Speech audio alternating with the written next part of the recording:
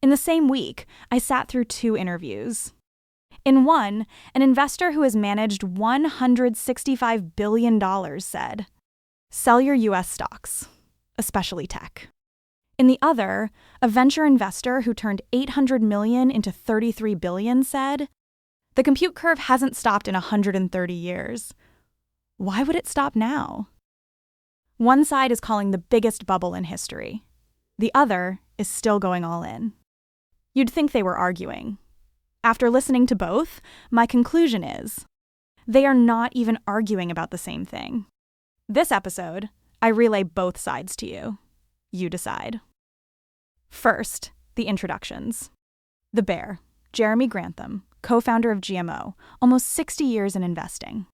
His reputation was earned by calling 2 crashes early. The dot-com bubble in 2000, he warned ahead of time. The financial crisis in 2008, he warned ahead of time too. The cost. For the 2+ years, the bubble kept inflating, he looked like a fool, and clients left in droves. Pinning the source. Grantham's interview is a long one on the diary of a CEO, nearly 2 hours. And a disclosure. GMO sells value allocation and non-US assets. His bear call points the same way as his own business. The bull, Steve Jurvetson, one of the earliest investors in SpaceX and Tesla, 11 years on Tesla's board, still on SpaceX's board today. He has known Musk for 29 years and has invested in every company Musk founded this century. Pinning the numbers. Since 2009, he has put over $800 million into SpaceX, now conservatively worth over $33 billion. Same disclosure applies. His current fund is loaded with Fusion, analog AI chips, Neuralink. Every inevitable future he describes is also a position he holds. All right, both sides on the table. Let the bear finish first. Grantham did not call AI a scam. Quite the opposite. He says AI's place in history stands with the railroads and the internet, one of the most important technologies in centuries. Then what is he afraid of? He says history's biggest bubbles never formed around scams. They formed around the most real, most world-changing ideas. Railroads really did change the world, so everyone wanted in. Capital flooded, overbuilt, and crashed. He gave a sharper example. Amazon. It soared in 1999, then fell more than 90% when the bubble burst. And then, Amazon climbed out of the rubble and took over half of retail. String those 3 together and you have his whole framework. The technology can be real, the trend can be real, and today's price can still be fake. On that framework, he made a heavy call. Today's US market may be the biggest investment bubble in American history. If today's high-flying tech stocks fell 70% from current valuations, history says that is not unimaginable. Pinning the reference points. After 2000, the Nasdaq fell roughly 80%. Japan's bubble burst in 1989, and the market took decades to reclaim its high. What does 70% mean? $1 million becomes $300,000. He also went after the Mag 7, America's 7 tech giants. They used to be 7 monopolists, each guarding its own moat. Apple held phones, Google held search, NVIDIA held chips. AI changed the map. Now all 7 are charging into the same boxing ring, pouring enormous capital into compute, data centers, the next platform. Which raises the question. If everyone spends astronomically to chase the same future, how many can actually earn it back? Investors today aren't just betting AI succeeds. They're betting all 7 CapEx programs turn into profit. Those are 2 very different bets. Before the bear sits down, one last cut, aimed at his own industry. The host asked, "If the risk is this big, why isn't Wall Street shouting about it?" Grantham said. "Because it's bad for business." He told a story from 1998, an industry conference. Hundreds of full-time market professionals in the room. He asked, if valuations reverted from these extremes to the long-term mean, wouldn't that necessarily be a major bear market? Nearly every hand went up. He asked again, do you think that reversion will happen? Most said yes again. Meaning, The professionals privately knew. But to clients, the institutional script never changes. Don't worry, we'll get through this smoothly. 1929, 1972, 2000. The big institutions have never once called get out at a top. Why? He gave a line worth writing down. In this industry, being wrong together is far safer than being cautious alone. What institutions fear most isn't being wrong. It's being wrong alone. All right, switching sides. Let the bull finish. Jurvetson opened with the chart he calls the most important ever drawn. Kurzweil's compute curve from 1999. Pinning the data. The curve spans 130 years and 5 different substrates of technology. From mechanical devices to relays to transistors to integrated circuits, the compute you can buy per dollar has grown by roughly 10 to the 22nd power. That's a 1 followed by 22 zeros. His first judgment is built right on top of it. The curve continues. Why would it stop precisely this year? And he added a barbed observation. When a company starts muttering that Moore's law is dying, it's usually the sign its business is being taken by a new player. Intel versus NVIDIA, 15 years ago.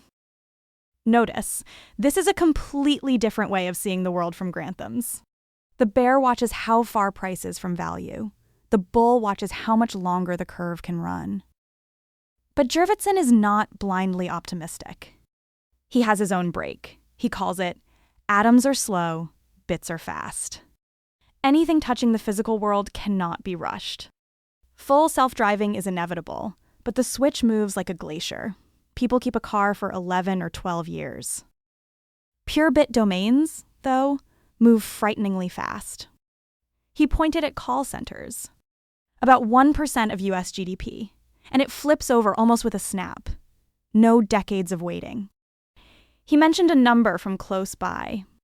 A friend used to fix 70% of the code AI wrote. A year later, 30%. Pinning the jobs side. His figure, roughly 19% of global employment is tied to driving. He believes those jobs will eventually disappear, just not as fast as people imagine. Relay reminder. That is the bull's own framing, not a Statistics Bureau's conclusion. What about superintelligence within 3 years? He gave no definite answer, only relayed a number. Jack Clark, Anthropic's co-founder, puts it at roughly 30% for next year. His own hunch. The next breakthrough is architectural, and it will swallow the models we know today. Then the bull said the heaviest line of the whole conversation. Not about stock prices, about us, he said. There is no sign that humanity can walk peacefully from full employment to zero employment. The middle may pass through turbulence at 30, 40, 50% unemployment. Did you catch that? The two men who were arguing just shook hands. What worries Grantham? Technology replaces faster than society can absorb. What Jurvetson admits. He has no answer for how to cross the turbulence, and politicians won't face it with a long-term view. That's why I said they aren't arguing about the same thing. Stack both sides together, and the real disagreement comes down to 2 words: price and time. Price. How many years of imagination are already stuffed into the valuation you pay to board today? Time. Between the bit side's snap and the atom side's glacier. How long is that stretch of turbulence? As for AI itself, both sides say it's real. That's the most overlooked consensus in this whole shouting match. And there is one chart that holds both men at once. In 2000, the Nasdaq lost 80% and countless companies turned to ash. But look at Kurzweil's 130-year compute curve. That year? Not even a dent. Bubbles kill prices. They don't kill the curve. Railroad stocks crashed. The rails stayed on the ground. Internet stocks crashed. The fiber stayed under it, and Amazon grew out of the rubble into a giant. That is how 2 old men can both be right. 3 history lessons. All of them happened. Don't just pick the comfortable one. 1. Japan, 1989. Decades without reclaiming the high. Some markets really are a one-generation hole. 2. America, 2000. The index dropped 80%, and the winners walked out of the rubble to take over the world. Provided you were holding Amazon, not one of the thousands of companies that vanished. Telling them apart in advance is 10,000 times harder than in hindsight. 3. The curve's view. Every crash is just noise on the compute curve. The technology marches on. All three are true. Which script plays this time, nobody knows. Including these two. Finally, the chair nobody is sitting in. The ordinary people affected. Grantham described the most dangerous position of all.